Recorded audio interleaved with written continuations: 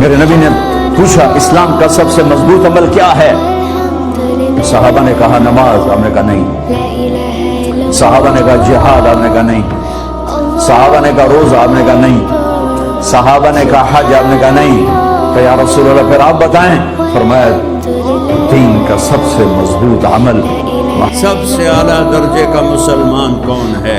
पता नहीं हमारे और आपके जहनों में क्या क्या तस्वीर है सबसे आला मुसलमान की।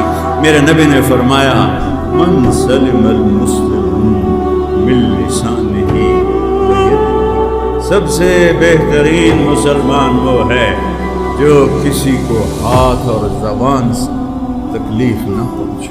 हज़रत उमर अय्युहन्नास ला तगुर्रन्नकुम तनतनतुर रजुल बिल्लैल फी सलातिही। हज़रत उमर ने फरमाया किसी को तहज्जुद में रोता देख कर ये न समझना